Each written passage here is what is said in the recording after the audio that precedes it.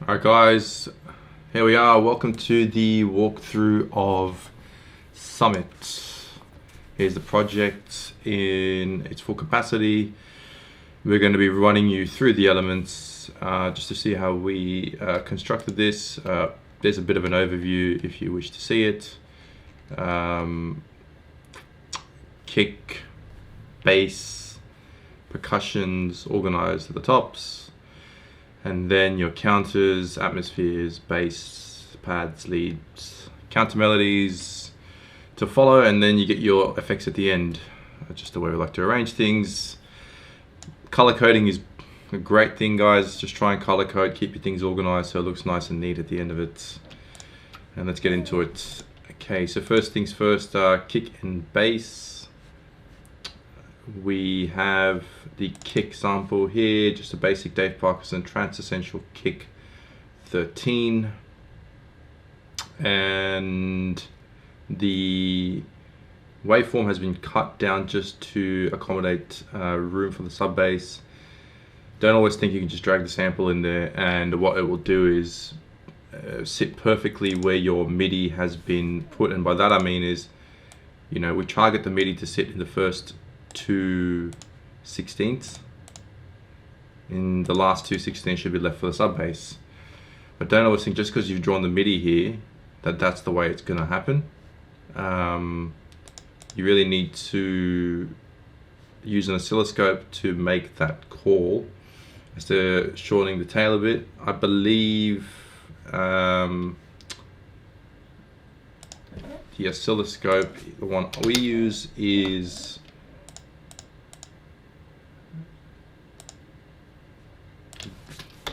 Ben Schultz, I believe. Where are we? Yep. Oscillus Megascope. So you can see what you do is you put it on the kick and sub bass. Let's play both together. As you can see, the kick and the sub are being shown in waveform, and you can adjust the length of your kick here to make sure that it's not bleeding into the sub bass region. And it's easy as that, and then that way you have a very clean low end, which is the basis of the track. Picked a nice punchy kick that had a good punch to it. You can go for different kicks, but I like to go for a kick like this. EQ, quite simple, just boosting G2 because this tracks in G. Always pick a sample that's in tune with the key of your track, and you can do that by creating the sub bass first, then using your ears to harmonically match the kick.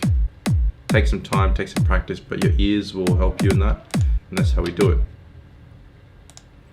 Then the sub bass is quite simple patch, just 8 voices, going to be on a sawtooth, -2 octaves with the MIDI sitting at G2.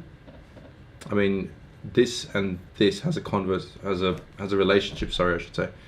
If I move this down an octave here, then I really need to put this at -1. So just remember that. I always used to get confused when I first started off. Oh, it's -2, but then like I used to draw the sub in G3. No, way too high. So yeah, if it's G2 -2, and if it's G1 -1, and if it's G0, then this can be 0. Mess around with it. Cutoff is very important because you need enough cutoff for the harmonics to come through, and a lot of people used to get confused in that, and I used to get confused, but just play with this until you get the harmonics of the sub bass. That's why we're using a saw wave, high in harmonics, as opposed to a sine wave. Cutoff, rolled off at 500 Hertz and 40 Hertz for the low end to be cut. Always use R bass and adjust your frequency there until you feel it's the right frequency, and that's it. Quite simple. I use the LFO tool just in case to make sure the sub bass is sitting where it needs to in that second part of the 16th. You know, I think there was a bit of bleed here, and the LFO tool is taking care of that. Make sure with the LFO tool it's never like this. You get a click, see if you can hear it. Make sure it's always like that to get rid of that click. Yeah, and that's it. That's what we get for a nice, simple kick and bass. Moving on, the mid bass, 4 layers.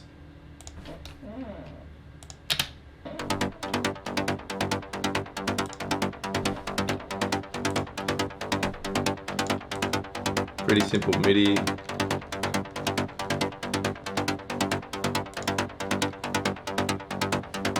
Always divide the MIDI between the second and third octaves. These are really where your mid basses are heard, and this is where they are felt, I suppose, but always divide it. First layer, giving you that main mid bass sound. Second layer, it's not a rolling layer, but it's just giving a bit of interest to the background. This is a bit of a lower sound. However, I've brought up the EQ to roll off at 255, so there's no clashes with the sub bass and the low mid layer. And this comes from ears. You'll know what gaps to fill, and picking this filled a gap in the mid bass that could be heard. This one is a straight runner, I believe. Yep, just a straight runner, nothing going into the third octave. As you can see, these two midis are exactly the same. To give a bit of a combination sound, but these two midis are different. Once again, what you need, I needed this for a low end, so this is doing the high work, this is doing the low work, and this is just doing some background interest. And that's it. Processing wise, process these three differently to the low mids, and I'll show you why. Use black box saturation to start it off. Always think about the chain and how the chain sits. You know, even swapping delays to the front, saturation to the back can make a difference. I start off with saturation just to mold that sound from its base. Black box doing a lot of good work, really good saturation if you haven't got it.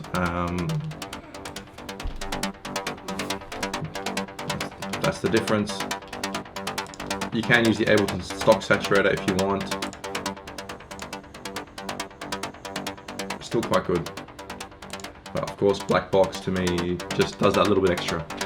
Moving on, rolling off at 124. I used to roll off very high in the earlier days, but rolling off lower is better because you have the full spectrum of the sound, including its lower end, especially because it's a bass. I find a lot of rookie producers rolling off very high to have a clean mix, but really it's just making the mix lack energy. So beware of that.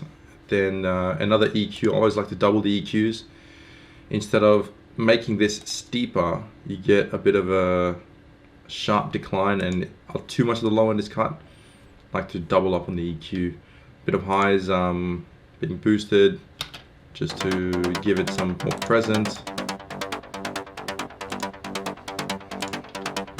Track spacer, working against the acid bus, so basically once the acids kick in, the track spacer will duck the mid bass and allow the acids to breathe and give it space. Track spacer is really good. If you haven't tried it, I recommend watching a tutorial on that. And then the Ableton delaying the mid frequencies, not the highs and the lows. For me, this is the best delay for Ableton. I've tried a lot of aftermarket delays, not good. And basic LFO tool, 2 sidechain. Low mids processing isn't really much different. Spire patch with a bass sequence. And a similar rolling off at 120, saturation. Why did I put the EQ first? Because I felt the sound was too heavy to be saturated. So I made the decision to put the EQ first, cut off some of the heaviness in the low end, then saturate the rest, giving it a cleaner end result. Then more EQ again to mold it once again. Obviously not too many highs because it's not a high layer. And of course LFO tool. And I set this to mono under 200 Hertz.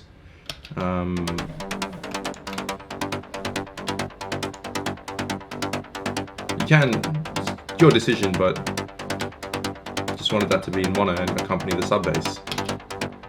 Altogether, it will be like this.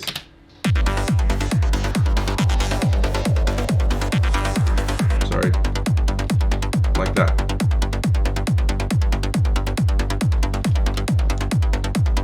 And let's take away this layer, you know how much it's doing.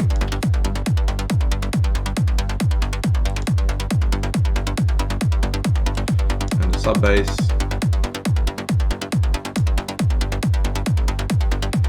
Good driving mid bass. Moving on, acid bus, sorry, not acid bass. What am I talking about? Alright, so we got this as the acids. Acids need to have movement, remember that. Movement and presence. Spire, I think that's the Mega and Glide pack. Using the auto filter there to give it some movement with the LFO. Rolling up at 190, once again preserving the warmth of that sound, I should say. That's what the mid-low frequencies give, warmth. Warmth is very important. Next one is another sequence from Silent. Using Homeboy's delay to give it some movement.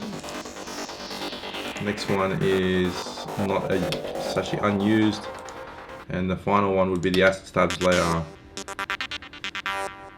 Very clean, kind of kept it very dry. Because there's so much going on here, I really just didn't want to overload using too much reverb, so kept it quite dry. I used to use a lot of reverb on my acids, not so much anymore. We decided that wasn't the best course of action, so we've gone back to using relatively dry acids. Give a cleaner mix.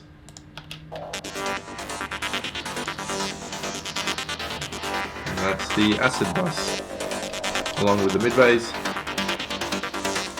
And I'll show you track space on what it's doing. While the acids are playing, you can see it's actually ducking the mid bass to give it an overall better, cleaner mix.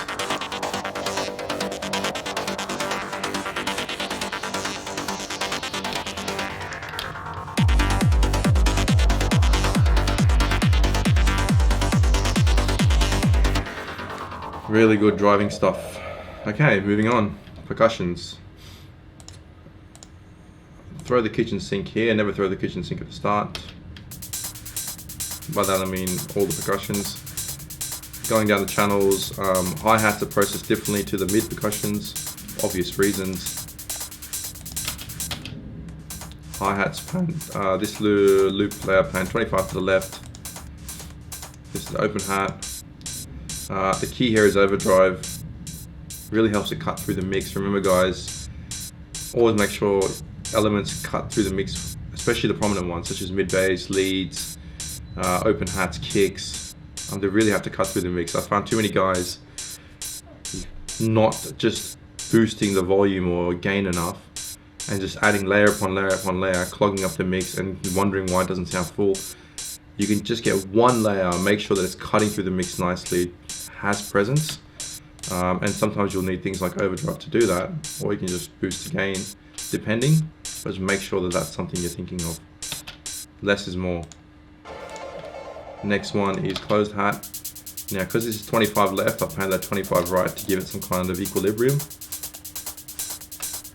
within that hi-hats region, and it's used a glue compressor to take out some of that real top end in the hi-hats and kind of just make it all one steady layer. Percussion loop.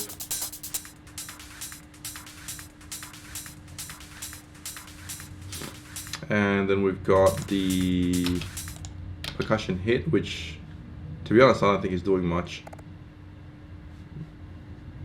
but it is audible at the start of the track when there's not much going on. But together it's like that. And obviously what will gel all this is the clap.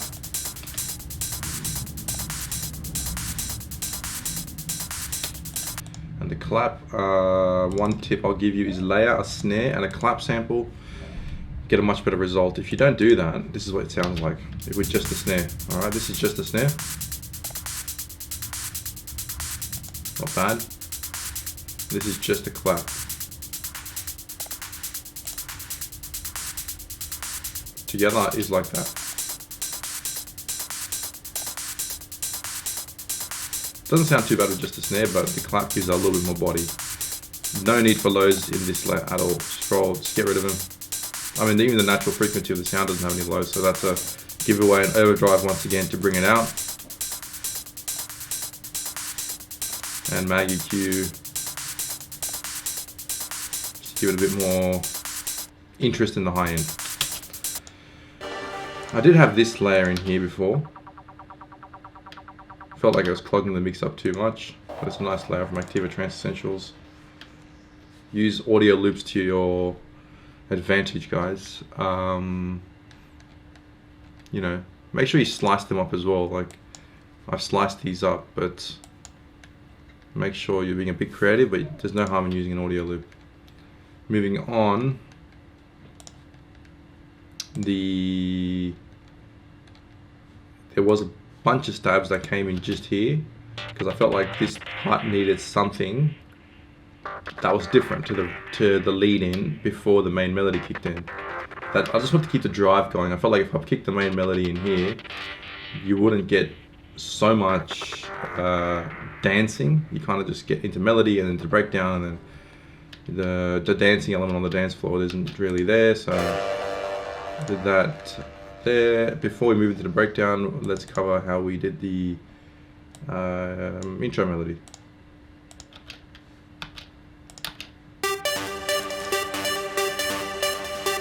There we go. So MIDI for the intro melodies as follows.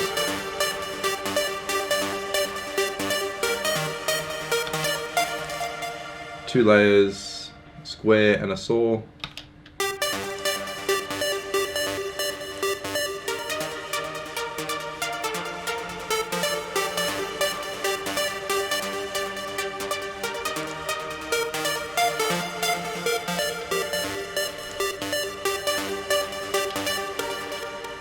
Bit of saturation to give it some life.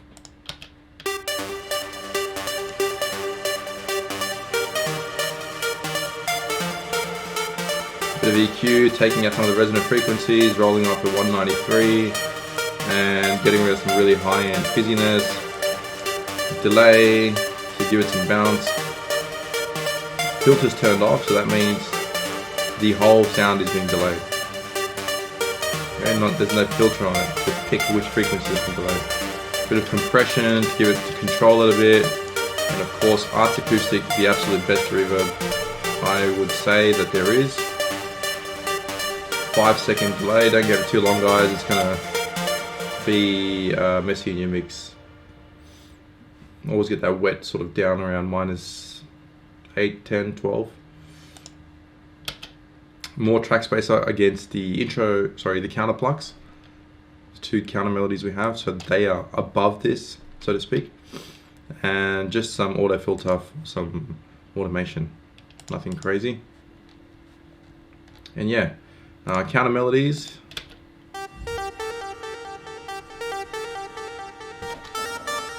And of course the main one would be this one,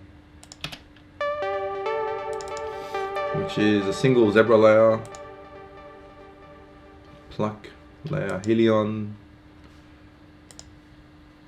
bit of EQ, boost the highs, dropped some resonant frequencies, saturation of course, delay, and once again compression to control it. Because it was a very large sound, there was a lack of control, so compression at the end, just a good, glue it all together at the end. And together they sound like this.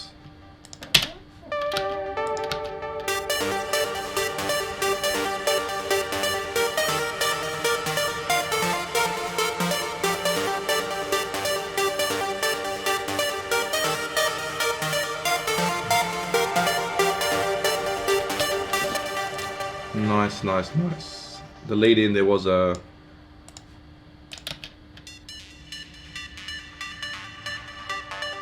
filtering the melody in. I always believe in filtering the melody in instead of an abrupt start. That's all that was. Moving on, we have the, I believe, pianos. Really nice pianos here. Guys, grand piano Ableton stock to me is really good. No need for anything fancy. couple of layers here.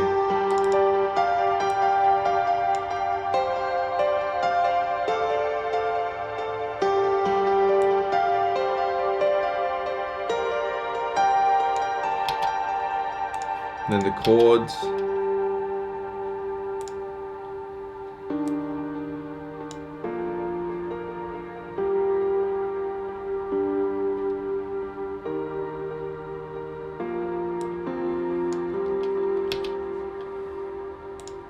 And that's it, 2 piano layers. And the piano rack is EQ, boosting certain frequencies, compression. This does a lot, the pull tech. It's part of the Waves bundle. If you haven't got it, I recommend you do get it. Without it, it lacks warmth. This gives it some analog warmth and presence. Okay, and then of course the piano Arts Acoustic. This is the only exception where I've used a long delay because we're not fighting any mid basses, acids, any running elements at the moment. And that's it. And then a delay obviously to round it off.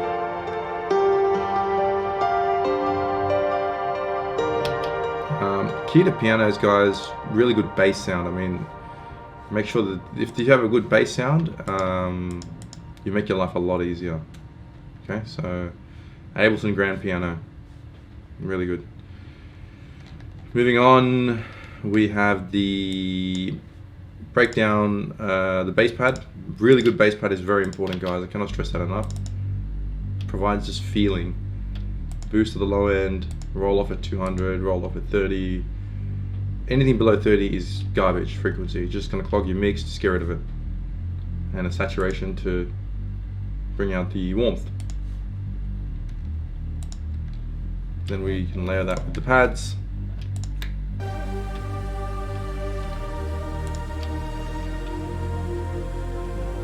Going through the pads. I think this is a bit of a saw layer. What do we got? Spire, pad essence. Simple EQ, guys. Preserving the warmth. Yep, it's a really good saw layer, fizzy layer. Need a saw layer with that fizziness at the top. I think this is more of a meatier layer. Still a bit of highs, but it seems to have a little bit more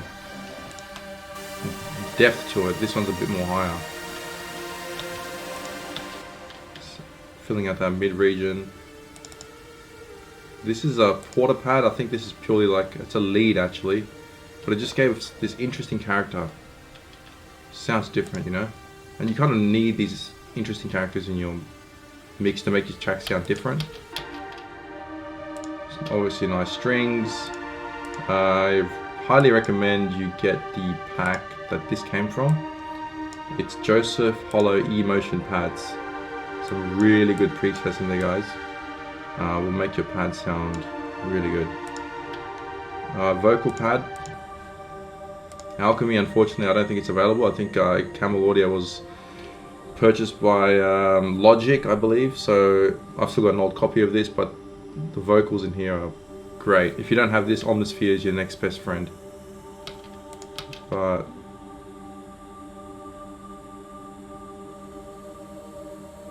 Polyverse wider to sort of make this wider to the rest of the mix.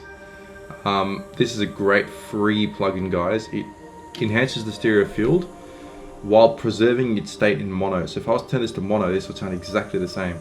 Whereas if you do other stereo wideners and you stereo them, once you turn it to mono, it goes away. And most club systems are in mono, I'm told. That's why mono compatibility is very important. So think about that. Polyverse wider, you can widen things and they'll still stay good in mono. Free as well, so I really recommend you get it. That's it. And this one we didn't use the gated pad. And that's the pad layer. Pad layers, sorry. The leads.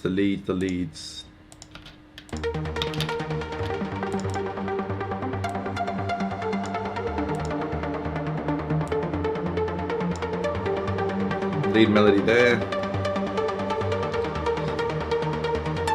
Really spanning across the octaves, and that's how you sort of get fullness, guys. Span across the octaves. I mean, these are the bass notes. These are the top notes. Okay. So I'll show you. I'll show you quickly what I mean by that. Let's put this on loop and play it. And what I'll do, I will.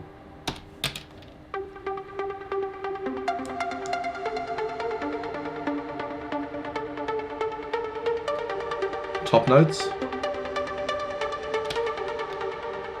and then bass notes. These are the chords basically, and these are the tops, and all together you get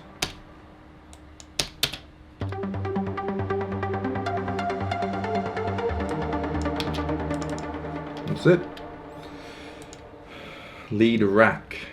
Alright, so 5 layers. As you can see, we like to rack our layers. We don't do them different layers. It's one channel with the layers in between the rack, and then a filter control to control the whole cutoff, so to speak. First layer, really nice full saw layer. It's key to have a really good starting layer. Second layer complements the first, just sits a little bit lower. Third layer, see, another just adds more pluckiness. This gives it a bit more something left field, and once again this rounds it off. This is all about ears, guys, really recognizing if the leads are full enough and if you need more.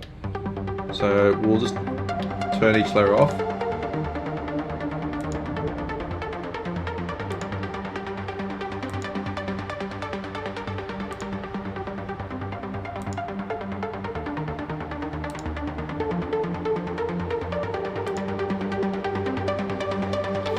It'll become more evident when the leads are open.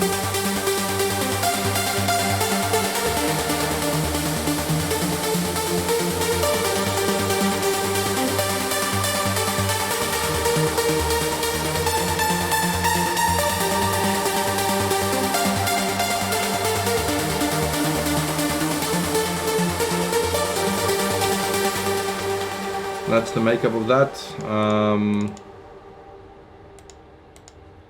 What do we use?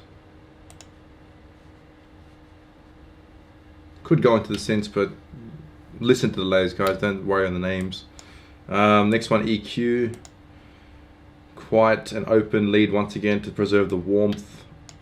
Then we went into more EQ. This is a little bit more complex, but as you can see, boosting the left and right channels in the low and the high end individually to give each of them presence in certain areas, not the whole thing. This once again boosting the lows, taking something out using left and right EQs, and this just gives it overall width. And here we go, I'll see what I mean.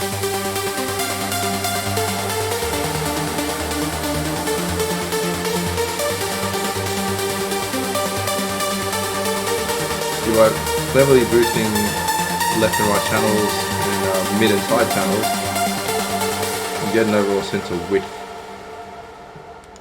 But that's more advanced. You really don't need to do that, guys. It's a bit more advanced. What I would say is just look at your lead in the sides and the mids. Don't just layer them and then see if there's presence in both areas, because having presence in the sides and the mid, you know, the mid lives here and the sides live here, but you need all to be full enough. You can do that with EQ, or you can do that with actually picking layers and then just stereoing them, or taking away all the mids and having just the sides and boosting the sides. But really think about the mids and the sides of your leads to get more fullness. And then simple frequency adjustments for resonant frequencies. Once again, that word's come up. Look up resonant frequencies and removal of them if you don't know what that is. Auto filter for automation, delay, of course, more compression to glue it all together, boosting the sides because I felt like it lacked a bit in the sides, and more reverb, Arts Acoustic.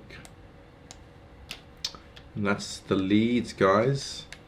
And I believe that's it. I mean, look, there is vocal chops and stuff here, if you must listen to them, but nothing crazy.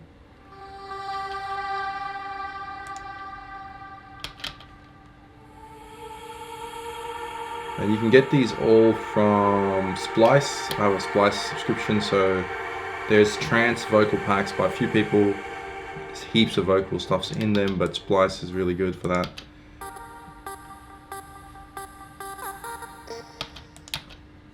And of course, and then just your sub drops, impacts, which are hugely important. I mean, without the impacts, the transitions just sound boring. For instance, if there's no impact here, all right. See? You need your impact. Anytime where the bass stops should be an impact, or anytime there's a new part that's sort of opened up, such as like the leads, there's an impact.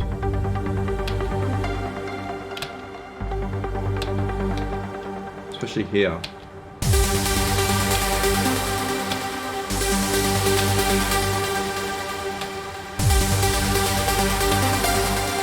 And just your FX buses, guys, nothing crazy here. This is pretty self-explanatory stuff, so I won't get into that.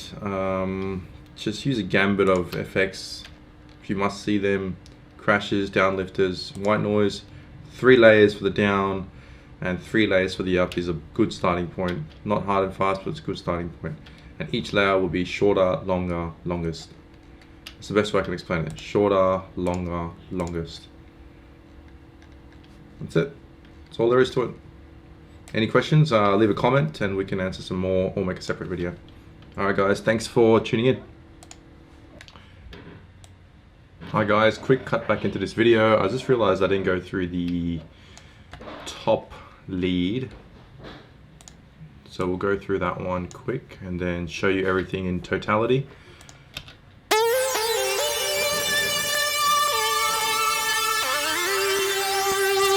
Okay, so let's go through the MIDI first.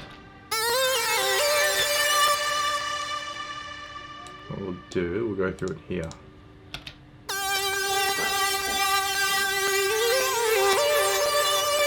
That's the MIDI. Okay, for the top lead. Sits over the top of the lead. It is literally just one spire patch from the Meta and Glide Bank lead medicine.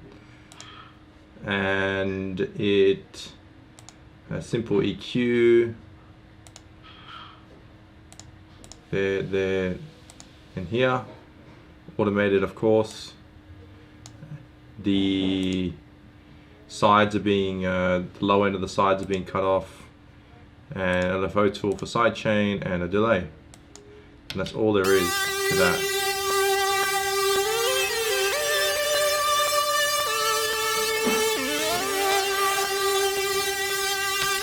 Okay, and then what we'll do, we'll show you how it all sounds together.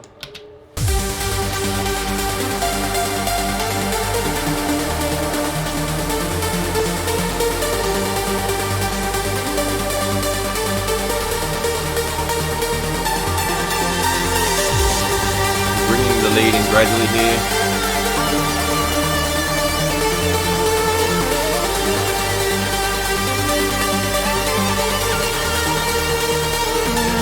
And the last thing also was the kick and snare rolls. So I feel like I mentioned, always layer your kicks with your snare rolls. Snare rolls like this. And kick rolls. For the kick roll, used an audio, not the simpler, and the reason is because what you can do, you can fade the end off to stop a frequency buildup, such as this. See how if I did that, the frequency would build up, causing the kick to be very loud and messy. So you can roll the end off there and keep it clean. Sean Tyas trick, and I just prefer to do it with the audio and then just a simple EQ that's automating as the kick is ending and into the drop. Same thing with the snare rolls, the EQ. And one trick I'll give you is the dry wet of the reverb. If you make it 100%, it naturally transitions the snare roll out. It just makes it nice and smooth. So always layer your kicks with your snares.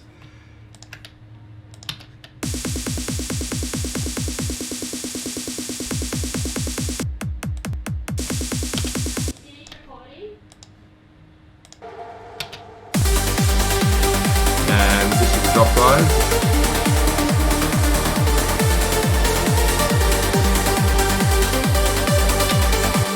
And that's it.